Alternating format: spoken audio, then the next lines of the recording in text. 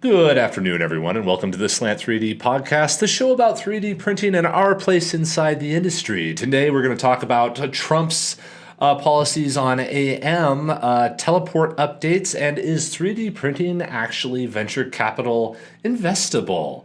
All that and more coming a little bit later, but before that, let's go ahead and pay the bills. This episode is brought to you by Teleport. Teleport allows you to expand your 3D printing business without having to buy more 3D printers. All you have to do is upload a file and we take care of everything else for you. You plug Teleport into your Etsy store, your eBay store, your Amazon store, or whatever kind of e-commerce store you have. You upload the models for the items that you want printed, and whenever a customer orders your item, we will print it and ship it directly to your customer for you. Drop shipping with 3D printing. So go ahead and check out Teleport over at slantpod.com and try out Teleport today. Okay. It is 3 a.m. in the morning. Here we go. We'll discuss why that is a little bit later on. But news. So, a couple pieces of news. Number one, there's nothing in this podcast about Bambu Lab. We are doing this purely for the keyword because last week it got a lot of views, even though it shouldn't have. So we're just going to put it in the title now forever and just say not Bambu Lab and just have it there for a bit. Although full disclosure, we have a sponsorship from Bambu Lab coming down here at some point. So that's going to come up in some future videos. Okay. The news though. Policy actions to secure American leadership in AM. This was 3dprint.com. There was basically an open letter to the Trump administration that said, please help with 3D printing. We need help with 3D printing because China has a lead right now because it's being stimulated and subsidized by the government. And the military has said that AM is critical for ongoing supply operations and the U.S. needs to maintain leadership in this area. I agree that AM is important. I would say that manufacturing infrastructure is more important, and I would say that the Trump administration doesn't care and doesn't need to care because there's nothing that's going to be relevantly changed here for a while. The one thing that I do want to call out with this article is the action requests. So they said, we urge the administration to adopt the following measures to protect and strengthen Americans' position in additive manufacturing. Establish a national AM adoption task force. Create a cross-agency task force to champion the adoption of AM produced throughout the government. To accelerate AM need to be rewarded for intelligent risk-taking that reap the benefits of AM, blah, blah, blah. Provide tax incentives for AI investments. Offer tax credits to companies investing in AM development or using AM parts. Fund R&D grants for advanced AM technologies, streamline AM procurement and qualification, train a skilled workforce for AM certification, pursue and enforce tariffs against Chinese AM printers and AM-produced parts. I fully disagree with almost all of these. Establish a task force. That's completely antithetical to what the Trump administration wants to do. They're cutting costs. They don't want to add another agency to streamline AM adoption. That's not going to happen. Tax incentives for AM investments. That may come about, but there's no way it's going to come about, and it's never going to be getting rid of. We don't need that. We don't need more regulation. We don't need another tax incentive. AM is a cost-saving benefit. If you need a tax incentive to do it, you're doing it wrong. So no company should require that. R&D grants for advanced AM technologies. Don't need them. The current technologies for AM are perfectly fine. People just need to know how to use what we've got right now and build the applications out. Don't need it. Streamline AM procurement and qualifications. For the military, yeah, I guess, but this is an agency-level decision, and the administration doesn't have to be involved with it. Again, if the parts work, the parts work. And as far as qualification, that's the industry to qualify the stuff. Yeah, you need a toilet seat 3D printed. Is it as strong as the old toilet seat? I don't know. Hang off of each one of them. See which one holds up. That's an industry-level requirement, not a thing that the government needs to get involved with. Train a skilled workforce for AM certification. Industry requirement, your job, our job. This is our job to train people. What the heck is any administration going to know about how to train an AM workforce? What, they're going to train on a bunch of Stratasys machines from 10 years ago? They don't know what to pick. They can't make these decisions in 4 years. This is an industry job. Pursue and enforce tariffs against Chinese AM printers and AM produced parts.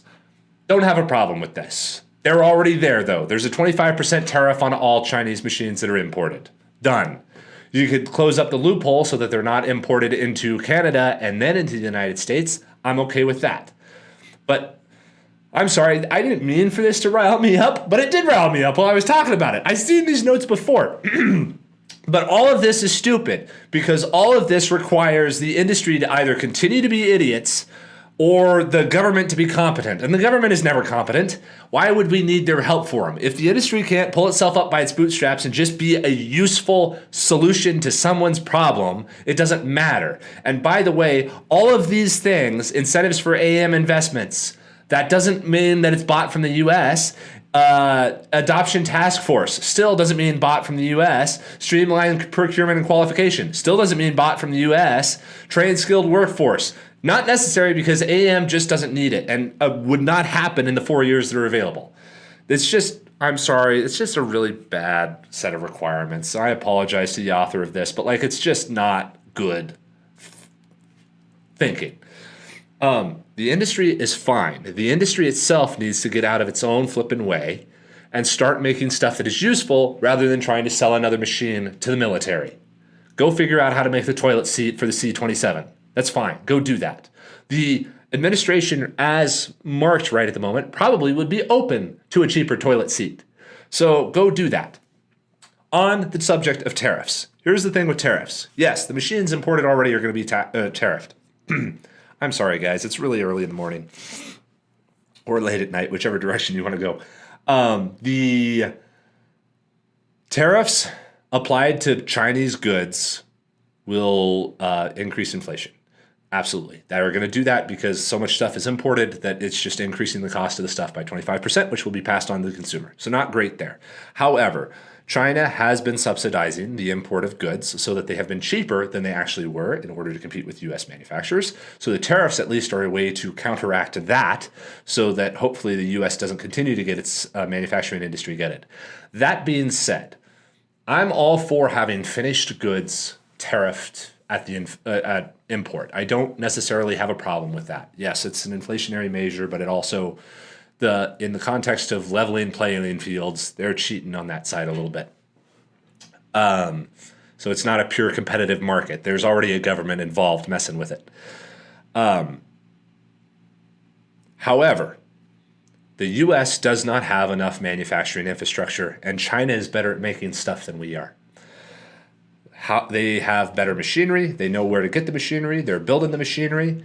If I want to build a factory, I have to purchase machinery from them. However, I'm building a factory inside of the United States.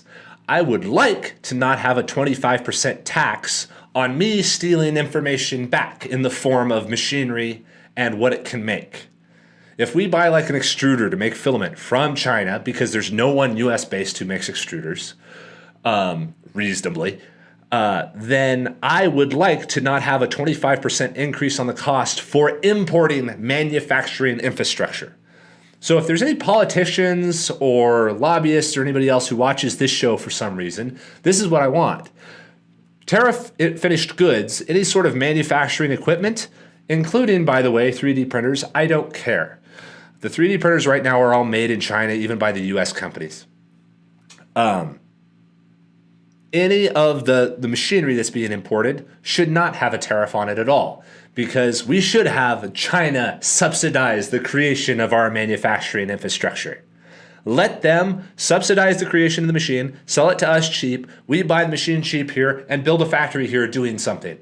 That's great. That helps the flow go in the opposite direction in the way that we want. That's my soapbox on that. Okay, other news here.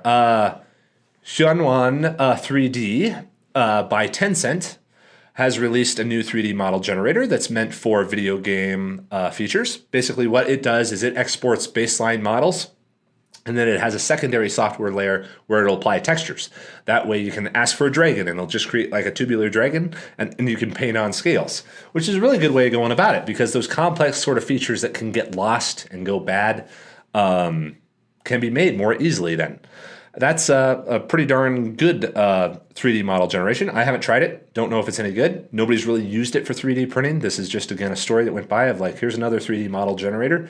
But all of these model generators are focused on game development because you need assets. And you need kind of specific assets, and you can deal with the artistic freedom that AI gives to you.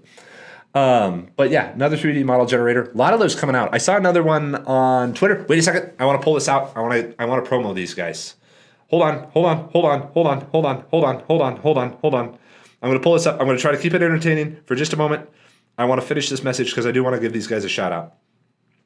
It is a text prompt CAD that came from Y Combinator. The guys just released a video. By the way, guys, great video. Let's see here. If you want to look it up, it is called Make with Atom. Sorry.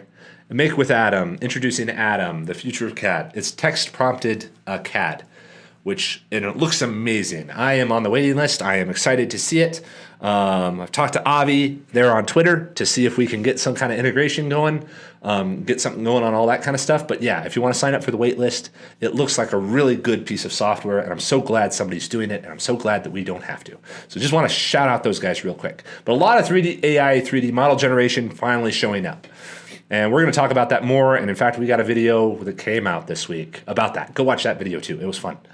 Other news. I'm going to come back to the investment news, which is, again, kind of an editorial from 3dprint.com. I'm going to save that for the end as like discussion topic. Tangled update. I'm going to do Tangled update next. The Tangled update. Okay. We're working on Tangled. This is why I'm up right now. It is 3 a.m. in the morning. I have been working on one of our extruders for the last 6 hours. It had some contamination in it, and it needed to have the dye removed and be fully purged and then qualified and everything else. And it's a very long, slow process. And we're not going to be late shipping stuff. So it's late night. I'm going to get this podcast done. When everybody gets in tomorrow, I'm going home and I'm going to go sleep. Anyhow, or I'll sleep in the office, one or the other, whatever we got to get done. January hit like a ton of bricks. It wasn't that much fun, so we're getting caught up, is what it is. Tangled right now, yes, we've stopped new membership signups. We're shipping out the existing orders that we have, getting that couple thousand kilograms of stuff out the door. All of these orders, per the product description, are shipping in late January, which is right now. So we're on the tail end of a good batch of orders right at the moment. People keep on messaging us, when is the order going to ship out? And literally in the product description, guys, it says shipping in late January. And then after that, it goes down to 1 to 3 days. Once we get through this big old surge and we know how many people are in the subscription, then we can store up inventory to make sure that there's always something ready to ship for everybody all the time. So that's what we're getting to. We are also waiting on spools. Again, there's some, we're shipping a lot of like the 1 kg orders right now, but the 3 kg spools we ran out of, and we're held up by them again because it took them an extra week from what it was supposed to. So gotta loosen up that schedule a little bit. Just give it a little bit more flexibility the next time around. Teleport. Teleport here we have, putting in some notes here. The teleport. We're refining and improving here. Right now, for everybody who's out there and interested in what we're doing, teleport right now is growing very quickly, and we're just taking care of everybody. That's our main job, is to make sure that existing users are happy. There is a possibility that at some point here, teleport might go into a waitlist mode again. Because again, we got to make sure everybody's happy.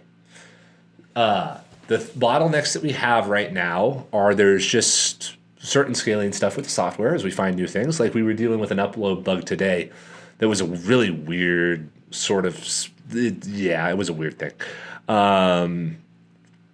It took discovery and somebody uploading a very particular sequence of large files to teleport in order to strip this thing. But we found it, we fixed it anyhow. We're going through and we're doing like a full audit of all of our software systems, because last year was a building year. And in a building year, you frickin' build. You don't perfect, you build. You duct tape it up and you throw it out the door until you see what works. We built Teleport 3 times. Etsy, Shopify, and then actually Teleport. And no, they weren't all perfect or finished. But you know what? They worked and they proved out that it's useful. And now we're to Teleport, so now it's in the refinement mode. It's all scoped out. We're going to have new updates and redeployments happening to Teleport here over the next few weeks. With some architecture changes and that kind of stuff to it. Additionally to that, we're going to be working on our internal systems a little bit here. I'm working with the guys. We're revamping our Kraken system a bit. Just things about the workflow to improve it. Because there's always the imagined way that you see the workflow going and then how actually people do it. So like we have done the warehousing methodology for a while.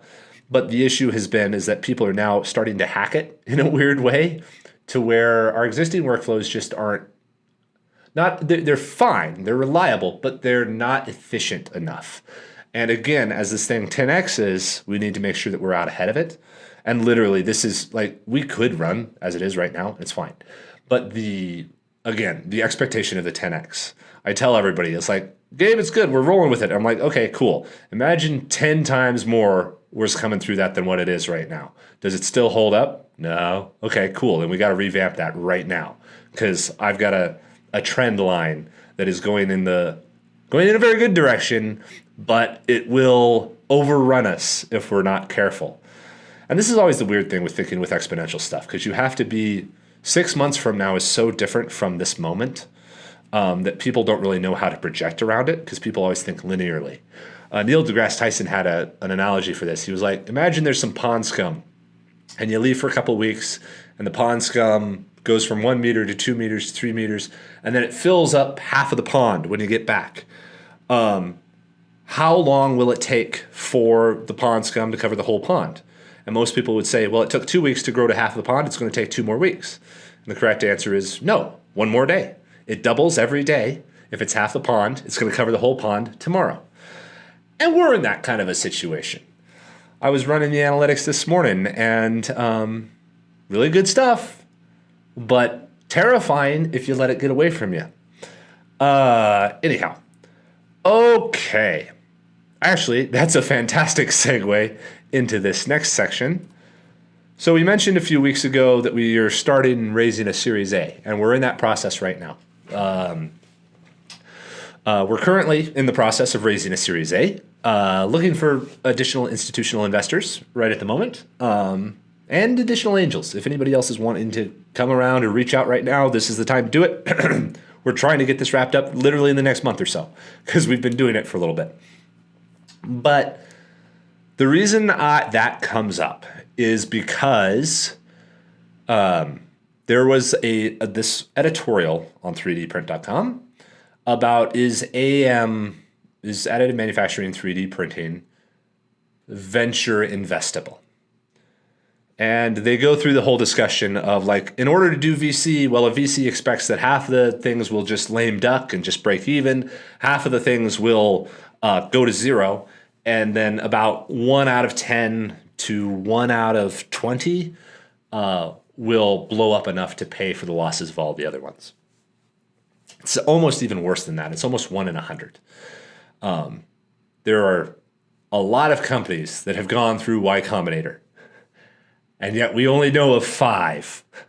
Uber, Airbnb, no, it wasn't Uber, Airbnb, Reddit, those guys, that kind of stuff. So it's a really type of long tail to where a company has to have the potential to go to $1 billion and to be venture capital investable. And many people, again, this is kind of like the exponential thought. Many companies are not capable of doing that. Every company, well, let me restate that. Every company, any company at all, is capable of reaching $1 billion. I've had guys say to me, that's something is not scalable. And I'm like, literally everything is scalable. The richest men in the world made steel and oil. Elon's making cars. You can also do software. You can make robots. You can frickin' In-N-Out is a $2 billion company and they sell the exact same batch of fries over and over again. Like, this is the idea of something not being scalable is ridiculous. It just means that you don't know how to structure the business appropriately. So any business can become a $1 billion business and do it efficiently and profitably all the way through.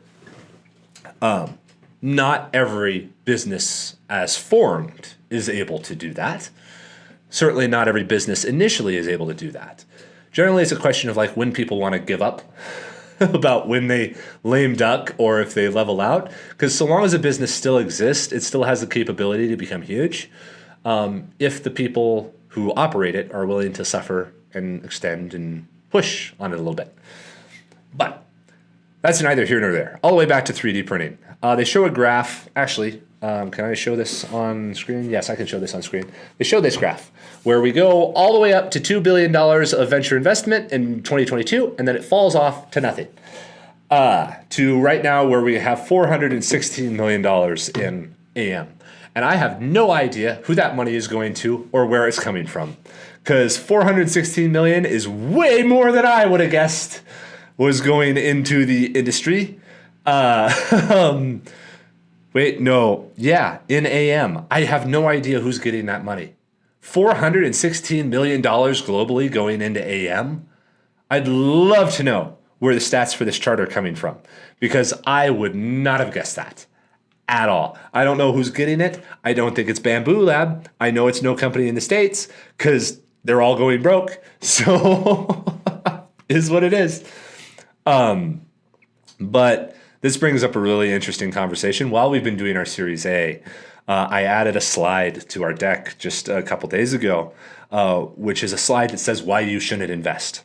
And this is a slide that generally doesn't come up in startup slide groups, but it's one you should do. And it's basically scare the investors off. Try to scare the investors off because it shows that you considered the things that are going to kill you. So like for us, the slide of why you shouldn't invest in Slant 3D is number one, 90% of the market value of public 3D printing companies has been eliminated in the last 2 years. Desktop Metal, broke. Used to be $1 billion, now they're 100 million. Mark Forged, going broke. All of these guys going broke. Frickin' Shapeways, going broke. Went from $1 billion to zero. Like, brutal.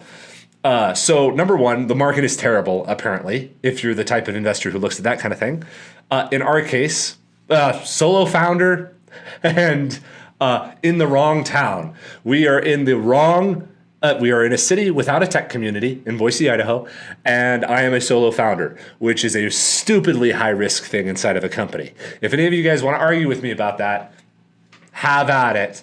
Stupidly high-risk situation. Because I can die, and the amount of pain that you feel starting up a company is so incredible that it's really, really good to have a co-founder. I highly, highly, highly recommend it. It helps so much. We have whatever success we have kind of in spite of this, as well as because of this.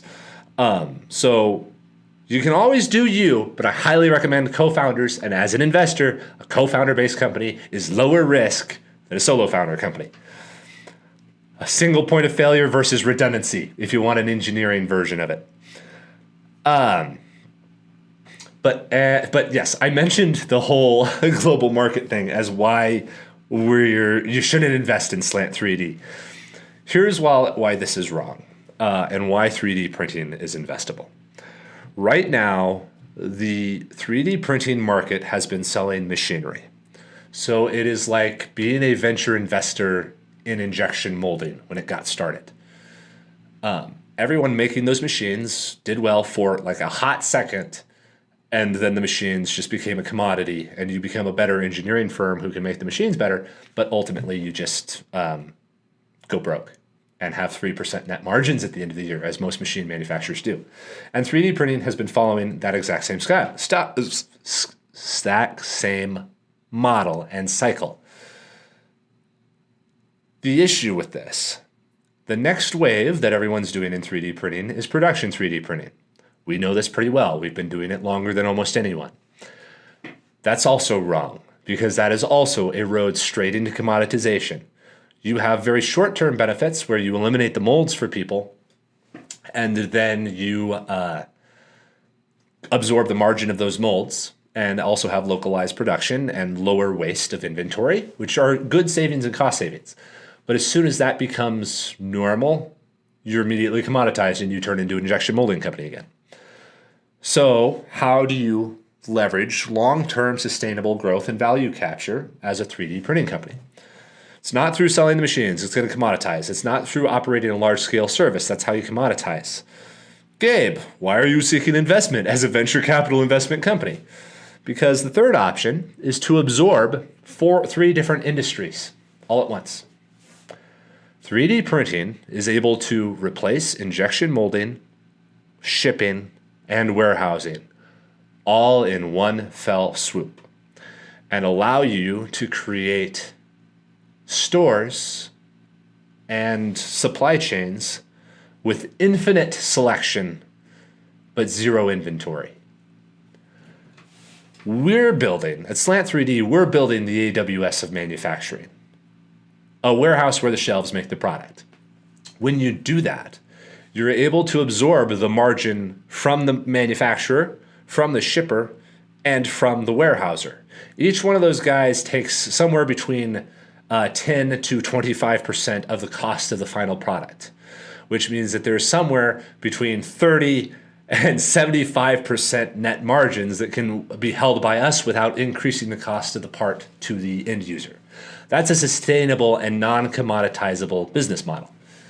And longer term, the value of a warehouse that stores infinite inventory also has value that is sustainable and capital efficient.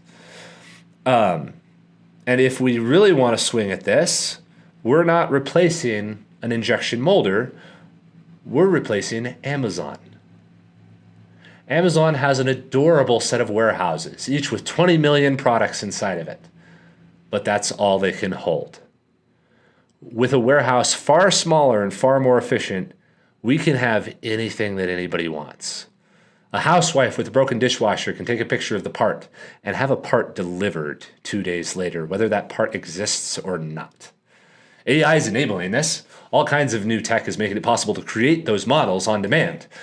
So there is no reason that 3D printing is not a venture investable one, because it's right on the front of the wave of everything that AI is enabling and how the world is beginning to operate as far as manufacturing, kind of repatriation, non-globalization, to where countries need independent supply chains, and 3D printing helps to contribute to those independent supply chains. So there are a lot of really good trends here, a lot of long-term competitive advantage, and yes, a lot of money that can be made. So yes, we're raising a Series A because 3D printing is stupidly valuable, and it has all kinds of interesting business model components to it, as opposed to like traditional software companies. For example, a traditional software company has to spend $100 to acquire a customer and then wait a year for that customer to pay them $10 a month until they get buyback from it. Whereas a 3D printing company, we can have a user who can pay off their cost of acquisition in a day or a week or maybe 10 years, whatever, doesn't matter. We get paid when we make the part. We don't get paid when people use the software. So it's, 3D printing has lots of room to run, and I'm pretty sure we're a really good example of where it can run too. And again, exponential growth is feasible inside of this industry because it's being done. That's all I'll say about that. But anyhow, as far as 3D printing being venture investable, it has a huge amount of room to run. Right now, the stuff that everybody's going to run to is 3D model AI 3D model generation. But selling that to guys to 3D print is the wrong business model. Don't do that if anybody's doing AI generated models. Final product or game developers, because game developers need assets. And having an engine that just creates a whole bunch of game assets is a really valuable thing to all those guys to fill out a landscape. Though even in that case, you'd want it like running in the game engine, so like landscapes could generate automatically. Ooh, interesting times, interesting times. But yes, the industry has room to run. The industry itself is going the wrong directions in many ways, as evidenced by the requests from the administration for the administration. The industry still doesn't understand what's actually necessary. All of these, the names, all of these things, as far as AM, could just be said manufacturing, and it would be the same thing.